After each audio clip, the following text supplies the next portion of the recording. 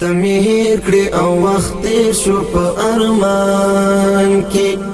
ناممکن ده چې میات شي او زځوان شم